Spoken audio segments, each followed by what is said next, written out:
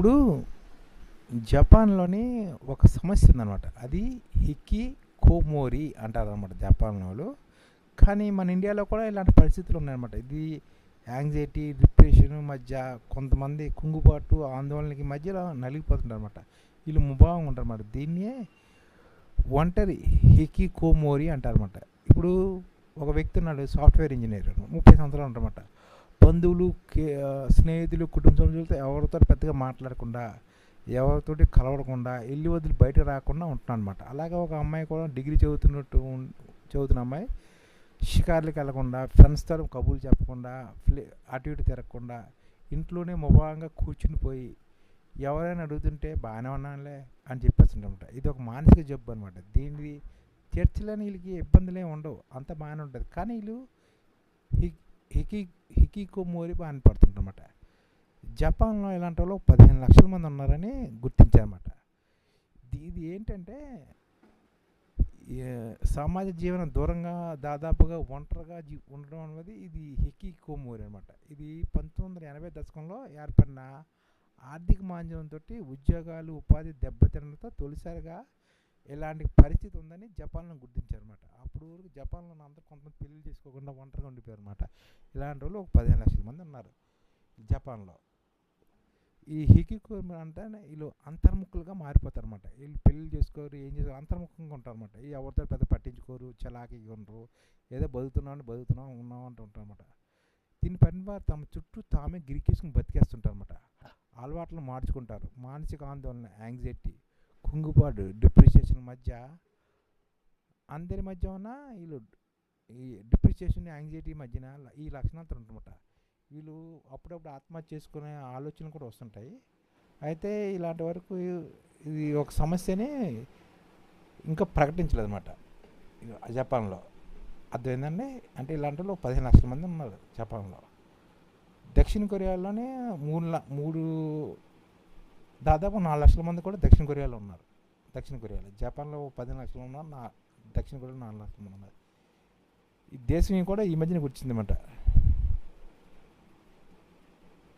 నెలకు సుమారు ఇలాంటి వాళ్ళకి ఇలాంటి సమస్య నుంచి బయటని పడాలని దక్షిణ కొరియా ఏం చేస్తుందంటే నెలకు సుమారు 40,000 అలవెన్స్లు ఇవ్వాలనుకుంటుంది.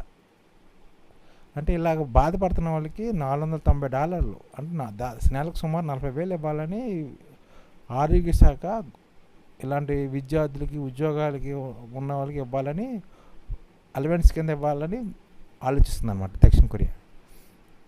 దీనికి కారణాలు ఏంటంటే సామాజిక ఉద్యోగపరమైన ఒత్తిళ్ళు, కుంగుబాటు, ఆర్థిక సమస్యలతో ఆందోళన, వివిధ రకాల వేధింపులు ఇది రావడానికి అన్నమాట. ఉమ్మడి కుటుంబాలు, సామాజిక బంధాలు తగ్గిపోవడం, విద్యా ఉద్యోగుల తీవ్రమైన పోటీ వంటివి కూడా ఈ సిండ్రోమ్కి వారి వ్యక్తిగతంగా పరోక్షంగా సమాజంపై ఇలా వస్తుందన్నమాట ప్రభావం. ఇలాంటివి కూడా భారతదేశంలో కూడా ఉంది, కానీ బయటలో చెప్పరు. కానీ చాలామంది ఈ సమస్యతో బాధపడుతున్నారు. అలాంటి సమస్య నుంచి బయటపడాలంటే ఐడిఎఫ్ఐ ఏర్పడాలి. ఐడిఎఫ్ ఏర్పడించి అలాంటి సమస్యలు ఉన్న వాళ్ళని గుర్తించాలన్నమాట. వాళ్ళు ఏం చేస్తారంటే కుటుంబ సభ్యులు, దగ్గర వారితో బాధితులు ఉంటే మందుల కంటే కౌన్సిలింగ్ ఇచ్చి కుటుంబ సభ్యులతో స్వాంతన మార్గాల ద్వారా వీళ్ళకి కోలుకునేలా చేయొచ్చు అనమాట. డిప్రెషన్ ఉంటే కొన్ని మందులతో సరిపోతాయి, కానీ ఇలా స్కూళ్ళు, కార్యాలయాలు ఇలాంటి వాటిని ఇలా తగ్గించేలా చర్యలు తీసుకోవాలన్నమాట. భారతదేశంలో కూడా ఇలాంటి సమస్య 8% ఉన్నదంటే 100 మందిలో 8% కూడా భారతదేశంలో ఉంది, కానీ మన భారతదేశం చెప్పట్లేదు. అన్ని రంగాల్లో పోటీ విపరీతంగా పెరిగిపోవడంతో ఈ కరోనా తోటి ఇలాంటివి కొంతమంది ఉద్యోగాలు పోవడం, ఉపాధి దెబ్బతింటూ, నెలగా లాక్డౌన్, కోవిడ్ వారిని పడి ఆరోగ్యం దెబ్బతిన వంటి వాటి వల్ల మనకు కూడా కొద్దిగా వచ్చింది అనమాట. వర్క్ ఫ్రమ్ హోమ్, అన్ని రకాల సరుకులు, హోమ్ డెలివరీ వంటి దీనికి తోడ్పడుతున్నాయి అనమాట. దీనివల్ల ఒక్క జపానే కాకుండా ప్రపంచ దేశాలన్నింటిలోని ఇలాంటి సమస్య ఉందన్నమాట. ఇలాంటి సమస్య వస్తుంది.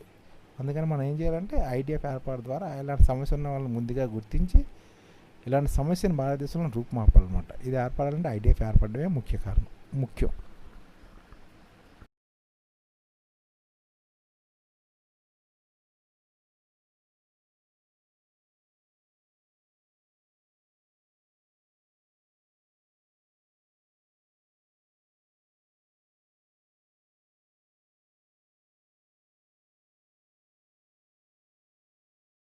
ఈ ఛానల్ ముఖ్య ఉద్దేశం ఏంటంటే మన తెలుగు రాష్ట్రాల్లో 1 కోటి మందికి సంఘటిత రంగాల్లో ఏ విధంగా ఉద్యోగాలు ఇవ్వవచ్చు, కనీస నెల జీతం 30,000 వరకు ఏ విధంగా ఇవ్వవచ్చు, ఏ విధంగా చేస్తే ఉద్యోగాలు సృష్టించబడతాయో వివరిస్తూ ఈ ఛానల్లో వీడియోలు వస్తాయి.